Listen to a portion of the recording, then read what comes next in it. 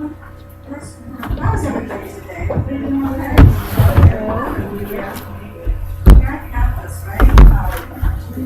I'm doing wonderful. Thank you for asking, Sister Charmaine.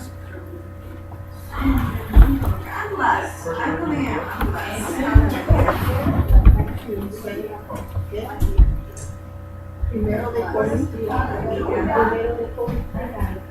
You there? Which one? She didn't give us a page.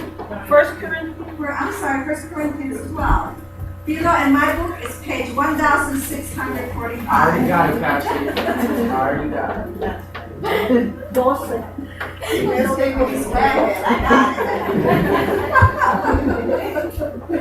Okay, praise God. Hallelujah. Today we're going to continue on with our teaching on the gifts of the Spirit. Okay, so listen up because it's powerful. I'm going to start with first verse. It says, "Now concerning spiritual gifts, brethren, I do not want you to be ignorant. You know that you were Gentiles carried away to these dumb idols, however you were led. Therefore, I make known to you that no one speaking by the Spirit of God calls Jesus a person. No one can say that Jesus is Lord except by the Holy Spirit. There are diversities of gifts, but the same Spirit. There are differences of ministries, but the same Spirit. There are diversities of activities, but it is the same God who works all in all. But the manifestation of the Spirit is given to each one for the profit of all. For to one is given the word of wisdom through the Spirit, to another the word of knowledge through the same Spirit, to another faith by the same Spirit, to another gifts of healings by the same Spirit, to another the working of miracles, to another prophecy, to another discerning of spirits, to another different kinds of tongues, to another the interpretation of tongues. For one and the same Spirit works all these things, distributing to each one individually as He wills. Whereas the body is one and has many members, but all the members of that one body, being many, are one body, so also is Christ." Father God, we just thank you for this time. We thank you, Father God, for this union of people who love you and are here to learn and to draw closer to you, Father God. We know, Father God, that your will be done, Holy Spirit. We just glorify you, we thank you, and we praise your name in Jesus' name. Hallelujah. Praise God. Hallelujah. Okay, so just to do a really quick review, because I know some of you haven't been through here since we started probably about 3 weeks ago. But again, if you haven't been here, our messages are online, so there's no excuse, right? Praise God. Okay. But just a quick review. Okay, last week, the last few weeks, we started out the series by talking about 2 Timothy, where Paul is encouraging his spiritual son Timothy to stir up that gift that was given to him by God. And then we said that, we outlined several things about the gifts of the Spirit. They're given by God. They are necessary to carry out God's work. They can be dormant or unused, but they can never be taken from you. The effectiveness of the gifts is determined by you. Hallelujah, right? So we all know that. Some of you might be thinking, well, why is she going over that again? Here's the thing. When you, repetition is the mother of learning. Okay, it is the mother of learning. And that's why you come in here and you may listen, and I may give you a different message, but it's kind of the same message, but that's okay because that's how you learn. When a doctor goes in and starts to take classes on how to become a doctor, the way they learn, or any profession, is by continuing to repeat the same things over and over again, right? And then you study them out and you take tests. So this is what this church is. When we come to church, you may think, well, she's talking about the same thing. No. Here, praise God, you're learning. You're learning. So that you can take this knowledge that you're being learned once it gets into your mind, and you can use it. Praise God, okay? So that was just a little bit off course here, but that's okay because it was beneficial to you. Okay, so we also discussed about how the biggest hindrances of using the gifts is fear. Remember, God's not giving us a spirit of fear, but power, love, and a sound mind. And also just being not knowing, just being ignorant of the gifts because you know the gifts are taught you. And so God says He doesn't want you to be ignorant of the gifts, okay? And I use that word ignorance in a respectful way. It doesn't mean you're dumb or anything. It just means you don't have the knowledge of it. Somebody doesn't teach you something, you don't have the knowledge of it, right? Praise God. Okay, and then last week we talked about, continued on about the spiritual gifts. What are they? We talked about that they are special abilities provided by the Holy Spirit to Christians for the purpose of building up the body of Christ. Right? And then we talked about why has He given to us? Again, it's intended for service, and how many do we get, and where can we find them? When we talked about all of them, there are kind of like 20 of them. We talked about all of them, where they can be found in the Bible. And then how many do I get? Every believer is given at least one, but it really is up to the Holy Spirit. And I think that we have something to do with it. I think that if we're obedient to what He wants us to do, then He'll pour it on, okay? Praise God, okay? And we're supposed to covet them too, the Bible says. We're supposed to desire them and pray for them. I pray them, I pray. And then, again, which ones do I have? You can ask yourself questions to find that out, such as, what do I enjoy doing? What am I passionate about, okay? What need do I see that's not being fulfilled in the church, okay? What makes me angry, okay? What makes me happy, okay? Where am I praying for the gifts? And then finally, we just said that gifts are, and everything we do are for the purpose of glorifying God. The Bible says in Peter 4:11 that our gifts that are given to us are for the purpose of glorifying the Heavenly Father. Praise God, hallelujah. Okay, and that should be a really good incentive, right, to want to operate in these gifts, okay? So, today, again, we're going to continue on because, again, we need to study these gifts because if we're not learning them in church, if we're not learning them, then we won't use them. If we don't know that we have the capability of doing miracles, then you may sit back there for 50 years of it, taking up some space in somebody's church and never get up to try to do anything, whether it's healing or giving a word of wisdom or a word of knowledge, you would never do that because you think, well, I can't do that. That was Jesus' job. He didn't left. Well, I'm going to give you a revelation. He didn't go left. He lives inside of you. Praise God. He doesn't leave out of here. He's still with us. He lives within us. Praise God. Hallelujah. Okay? So today what we're going to do is we're going to go ahead and focus on what we just read, those 9 gifts. I'm not going to go through all of them today. We won't have time to do them all today. We'll continue next week, the ones that don't get covered today. But because they're highly regarded by God because they were spoken of by Him separately, and He gave the Apostle Paul gives a lot of emphasis to these gifts in this chapter. So we're going to go ahead and we're going to do what God wants us to do. We're going to study them out a little bit, okay? Praise God, okay? Y'all ready?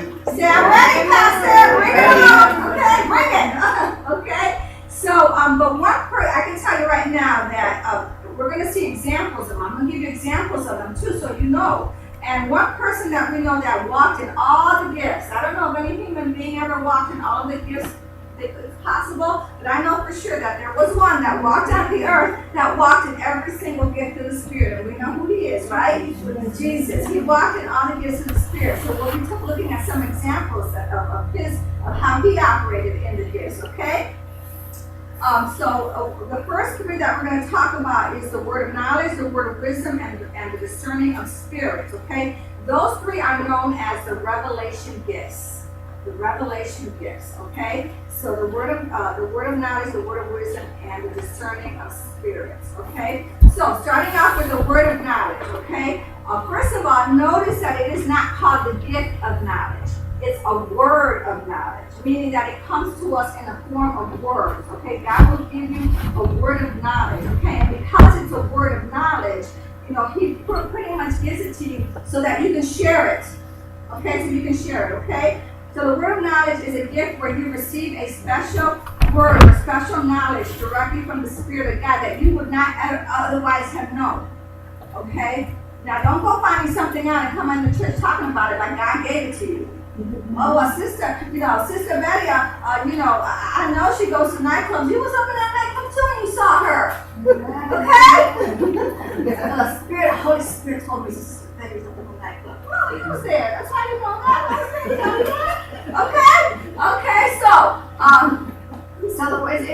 it's a word that God gives you, okay? So remember I said that Jesus walked in all the gifts of the Spirit, right? And so one example of this through Jesus Christ, in the book of John, there was a situation where Jesus ran into a woman, okay, at a well. Remember the Samaritan woman at the well? And he struck up a conversation with her. And, that's a very deep story. We've taught on it. But he says to her, they get to talking about religious and spiritual things. And he said to her, go and get your husband.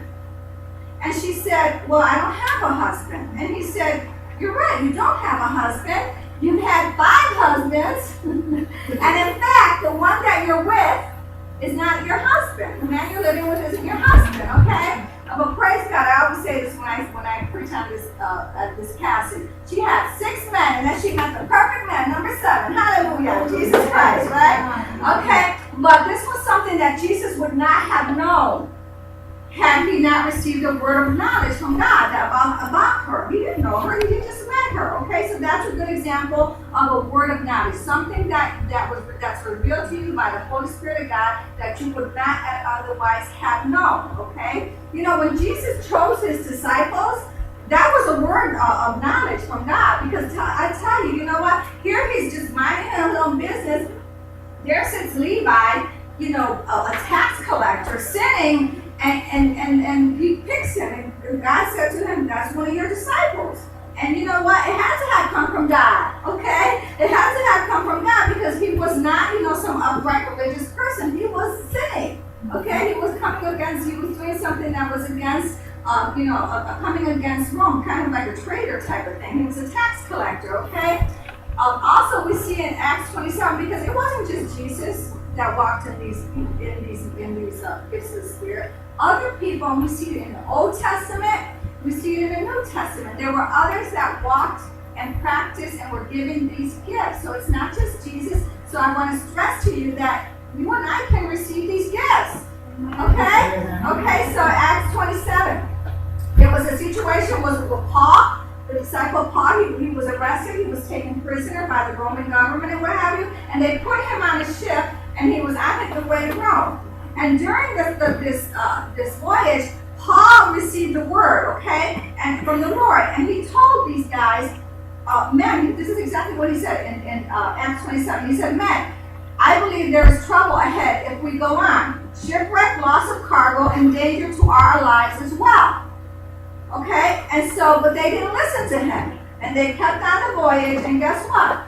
They ran into this huge storm, okay? And they had to start throwing the cargo off the ship. They became very fearful. And then Paul received another word, and he said to them, don't worry, okay?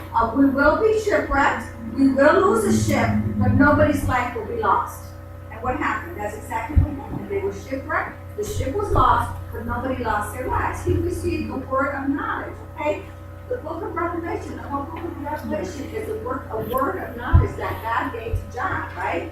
Patmos. All of it is a word of revelation. Peter received a word of revelation several times. Okay, so people of God, it can happen to you. A word of knowledge can happen to you. It can happen in the church. I was reading. Kenneth Hagin has a wonderful book on the gifts of the Spirit, and he was telling a story about something that had happened in the church. He said there was this older couple that were in the church, and they had not seen their daughter for 22 years. And actually, everybody thought she had died. She was 16 years old when she disappeared, and she had been involved in gangs and stuff. So they just figured everybody just thought that somebody, she was killed. And so the mother she kept saying, there's something in me that tells me my daughter is still alive. So one day she said they were in the church, and Pastor Hagin started preaching on the gifts of the Spirit. And so the women after the church, they went to him and said, do you think that God would give us a word of knowledge about our daughter? I feel like she's still alive, but if she said, God reveal that to us, and he said, sure, he will reveal it to you. He would want you to know where your daughter is, or if she's still alive or whatever. So the church got to praying about it, and during one of the church prayer meetings, a woman stood up and she had received a word. She says, your daughter is alive. I see her chained up in an apartment with 2 kids. So, and then they kept on praying, and then another word came to them that said, you're gonna hear from your daughter within 30 days. So 30 days later, they went to the post office. There was a letter from their daughter. She had gotten away from whatever, and then she told a story about how, the whole story about when the gang started breaking up, the police were after them. She had too much information on her, so one of the gang members took her, and he married her, but he had her chained in an apartment where she could get around the apartment, but that she couldn't get away because she had so much information on her that she was afraid that she was told that he would get whatever it was. But somehow she got away from that situation, got back with her parents, brought her kids, started going to church, got saved. So God used people from the church to give them a word of knowledge. God ain't trying to hide stuff from you. If there's something that you really need to know, God is a God of mercy and empathy. If there's something you really need to know, pray about it. God can give you a word of knowledge for yourself. And you should be getting a word of knowledge for yourself. You should be praying, Lord, I don't know what to do about this situation. Give me a word of knowledge, or somebody else bring me a word somehow. Right? So I'll know what to do in this situation. These gifts are given. And again, the Bible says to benefit the church, to benefit you guys. Okay, not just so we can, I gave you word of knowledge, guys use me. No, because you want to help somebody, okay? It starts with the right motivation, right? I want these gifts because I want to help people. If we got up and we went out and started ministering to people and telling them things that we shouldn't be knowing about their lives, people want to hear so quick, right? Praise God. So we have to be prayerful about these gifts. Okay, so that was the word of knowledge. The next one is the word of wisdom. It's very similar, but there are some differences, okay? The word of wisdom is the ability not only to make decisions, but to share them and give guidance that is according to God's will. Okay? It's a supernatural wisdom. It's not regular wisdom. It's not I studied hard and so now I have wisdom on economics. No. It's a supernatural wisdom that God will give you. Okay? Now, knowledge is knowing something, but wisdom is knowing what to do with what you know. Okay? It's a word, again, it's a word of wisdom that you don't keep it to yourself. You share, right? So throughout the Gospels, Jesus imparted supernatural wisdom to people. Did he not? He came on the scene and he was telling them things that it boggled their minds. How can a man that is, not that educated know so much? Well, because God gave him supernatural wisdom to know so much. Remember the Beatitudes and talking about who's blessed, who's blessed, who's blessed? They were all in all about what he was saying. Okay, and then in Matthew 5:38, let's turn there because I want to show you all something. Turn to Matthew 5. We're not going to be in the Bible too much this going back and forth, but I just want to show you this one scripture. Matthew 5:38. Hallelujah. I love getting into the word.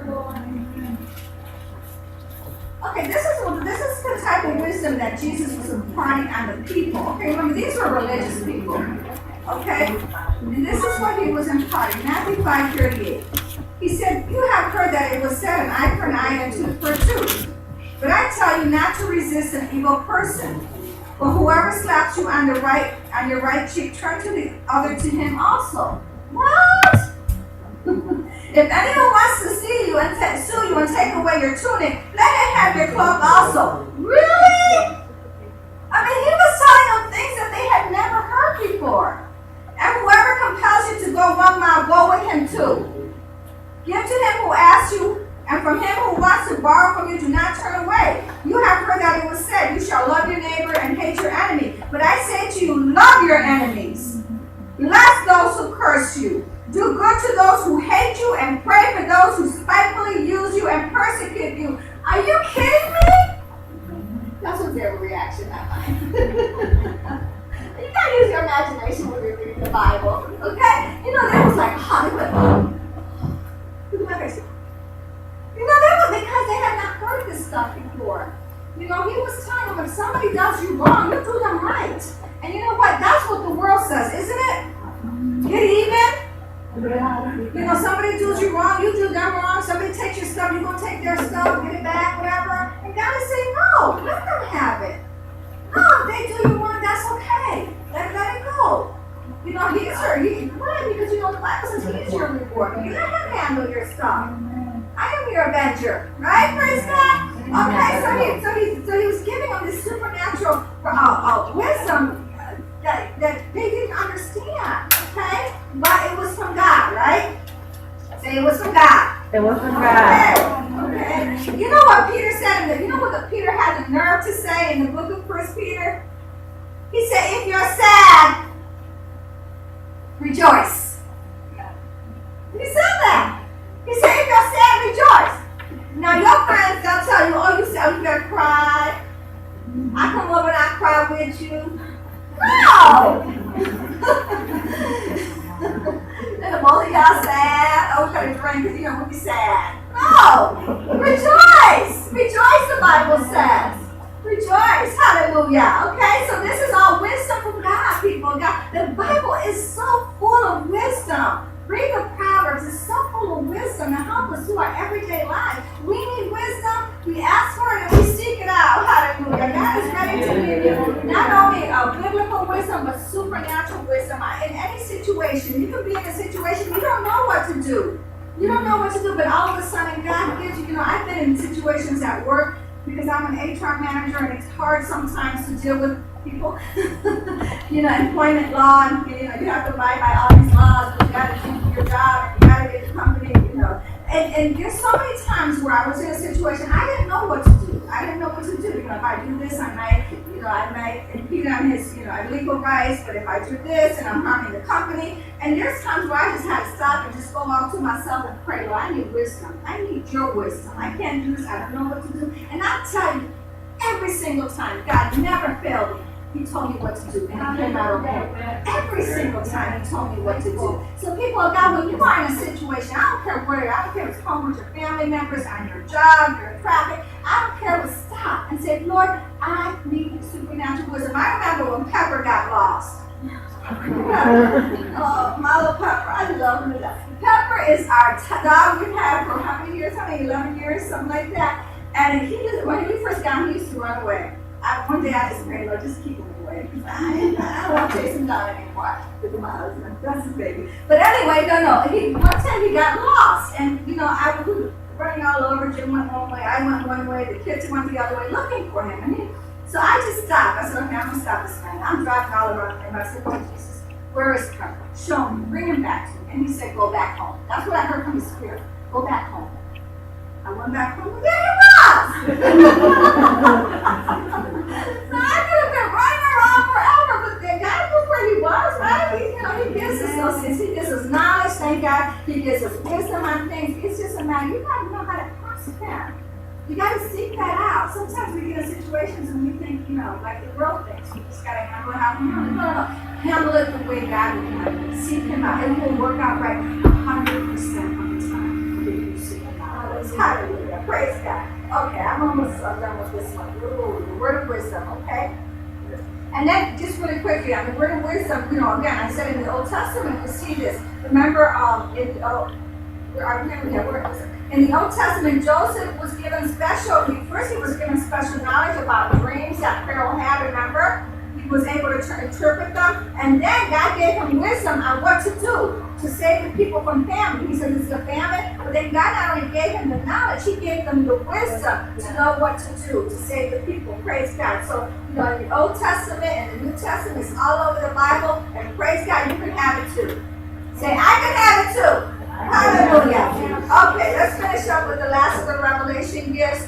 The last of the revelation gifts is the discerning of spirits. Hallelujah. This is a fun one. Praise God. Okay? Because, some people be having some spirits on them, I'm sorry to say. Some people have some spirits on them. We just saw it this weekend. There are so many people with certain spirits on them. Hallelujah. We got to pray, okay, for this nation. Okay? So the gift of discerning spirits is the ability to determine whether or not a message, a person, or an event is truly from God, or is it from an evil spirit. Okay, there are some evil spirits out there, people of God. Okay, and a wonderful example the Bible gives us was one time when Jesus was in the synagogue. He saw a woman who the Bible says she had a spirit of infirmity. Okay, she was all bent over, and he saw her, and right away he recognized what it was. He said it wasn't just that she, had arthritis. It wasn't just, it could have been, but he saw that it was an evil, demonic spirit that was making that woman sick. Bent over, where all she could see was her feet. Okay, so he basically went to her and said, "Woman, be loose from your infirmity." Touched her, and she was upright and made well. Okay, what was that? He discerned the spirit. Okay? Now, he didn't go up to her and say, "Oh, well, you got arthritis, so go get some medication, go to your doctor, do this." No. He knew it was a spirit. What did he do? He rebuked that spirit of the sickness. And people of God, many sicknesses are caused by demonic spirit. That's an example of one.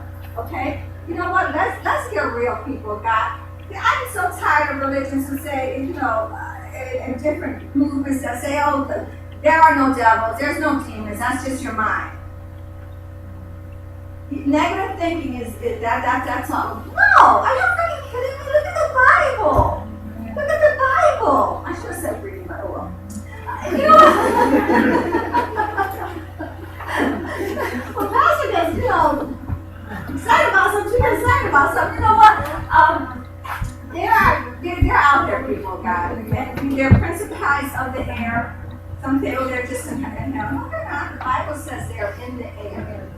And we see examples of them ruling over different nations and different countries. You know, God, the devil assigned demonic spirits to rule over. There's some really deep ones trying to rule over America.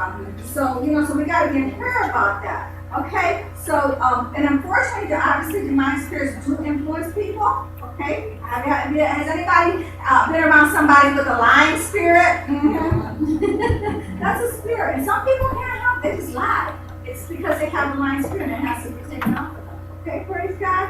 Okay, and then we see in Matthew 16. Okay, Jesus was telling his disciples about how he would be killed and he would be raised up from the dead. And so then Peter comes and he decides he needs to rebuke Jesus. And he started to rebuke Jesus. And what did Jesus say? He looked at him and he said, "Get behind me, Satan." He said, "You are an offense unto me." What was that about? Was he calling Peter Satan? No, he wasn't calling Peter Satan. He was discerning the spirit behind Peter that was causing Peter to say he wasn't going to go to the cross, and he knew it was the devil trying to stop him, okay, trying to hinder him. And so he recognized that Peter said that spirit. He had shut it up. Okay, when you recognize a lying spirit, well, we got to use discernment, but we sometimes need to shut it up. I remember the doctor. I was telling Myra this last week when I went to. I had a bad knee and I couldn't walk, but I was limping. And when I went to see the doctor, he said to me, "Oh, it's never going to be the same. You're never going to be able." And I that was a lying spirit. I didn't rebuke him out loud, but inside within me, I said, no, that's a lie. That's a lie from the devil. I'm not receiving that. And guess what? I didn't receive him. I didn't take any medication. God healed me supernaturally. It was all good. It was all good. Hallelujah, right? So there's times when you have to discern something. I'm not saying the doctor's bad. That's what worldly stuff, but we're different. When the doctor says something, that don't mean you gotta receive that. He's gonna give you medication for something. You want to, use discernment. I guess that's what my final. Use discernment. Hallelujah. Praise God. You'll be good when you use discernment and you pray to the Lord. Okay, and then finally in Matthew 22, there was a situation. This was kind of comical too. The enemies of Jesus, they wanted to trip him up bad. They wanted to trip him up. They were jealous of him. He kept, he was doing all these miracles. They were doing nothing, being greedy and just wanting to get all this attention. And so they sent some of their their men to go ask him if they should pay taxes to Caesar. Should we pay taxes to Rome or not? So they knew that if he had said, yes, go ahead and pay taxes, that the people were going to be upset. Because remember, Roman was the governing force at that time, and they were under subjection to Rome. And the people would have been upset. But if he had said, don't pay your taxes, then the Romans would have been upset with him, and they probably would have arrested him and all this other stuff. And so what he says he told him, give me a coin. And so they gave it to him. They said, whose inscription is on there? And they said, Caesar's. He says, okay, well then give to Caesar's, render to Caesar's what belongs to Caesar, and to God what belongs to God. Okay? And what a perfect answer. It's his money. Sure, you should pay it because his money. It's his. Okay? But God you also have to give to God what's God's. Okay? And so the Bible says that he perceived their wickedness. In other words, he perceived there was a wicked spirit behind their motive. There was a wicked spirit behind it. And so he shut them up real quickly, right? Praise God. Hallelujah. So, let's learn how to handle situations where we may be in a situation where there's a person with a lying spirit. Let's use discernment. Let's learn to use tact. I was at work Friday and I was telling Jim this story. Somebody just got under my last nerve. You know how people bully you on email? Somebody's trying to bully me on email at work. You know what? And so after we went back and forth a couple of times, I picked up the phone tactfully and said, and spoke to him tactfully on the phone, but very sternly. and so it was all fixed. He apologized. He even sent me an email apologizing to me. We have to learn. When you're out there in the world, you have to know there's going to be people that will try to push everybody over to get to where they need to get. Okay, I know I work in the corporate world. I know what it's about, and I experience it all the time. But you know what? We're not to be people's doormat. However, we are to walk in love. We are to walk in love. And so I could have kept out with the emails and getting more ugly than he was getting, but I didn't. I stopped. I called him. I stripped it out. And you know, I walk in love. I'm not giving credit to myself. A few years ago, it would have been all, right? So no, but God deals with us. God deals with us. Yes, it would have been out, okay? But God deals with us. We have to walk in love. Everybody knows. They watch it. I walk in love. I'm not going to get that and take it to there, okay? And the last thing about that too is that we also, let me finish my character. We also have to discern when it is the Holy Spirit. Because the Holy Spirit is a spirit, right? But we have to discern. The Holy Spirit speaks to us all the time. Okay, a lot of times we try to ignore and say, well, like I said last week, no, that was me. But we have to know how to discern this Holy Spirit. So how do you do that, Pastor? When you get into the Word. When you know God's ways, and you hear a word that's contrary to what God says, go join Sister Betty at the nightclub. When that maybe God spoke to you and said, no, I don't want you in those kind of places. Or don't be like the world. The Bible says don't be mixed up with people that are not of God. Because you're talking about and he doesn't say that because he doesn't want you with people like that. He just says that because he knows that it's going to cause trouble for you. You get mixed up with people of the world pretty soon. Instead of you influencing them, they may very well be influencing you. You don't want that. When my kids were growing up and they were hanging out with somebody that had maybe, you could hear the mothers talking about maybe a reputation for this or that. I always kind of let it go and pray about it because I think, no, my child may be able to influence that child instead of always thinking that other people are going to influence. Let's use this sermon models. We live in a world where you're going to run into people that are not saved. You're going to run into people who are out there doing all kind of crazy stuff and acting crazy. You have a job site, but you know what? Let's ask God for discernment on these things. Let's ask God to help us. Let's ask the Holy Spirit to just show us things every day. We need Him. We need to. I think a lot of mistakes I made and I can't begin it. We just ask the Holy Spirit. If I only had discerned, I would have saved myself a lot of heartache, a lot of money, a lot of time. What's his name that Pastor Brother Jim used to say? And I've heard it many times. Sin will take you where places you don't want to go, it'll keep you longer than you want to stay, it'll cost you more than you want to pay, right? Praise God. Okay, so let's use discernment. Okay, I'm going to finish up there, and then next week we'll continue with the power gifts. Okay, so we talked about the revelation gifts, the word of knowledge, word of wisdom, the discerning of spirits. Next week we'll cover the power gifts, gifts of faith, gifts of healing, working of miracles, and then the week, we may figure it next week with the inspiration gifts, the tongues, interpretation of tongues, and prophecy.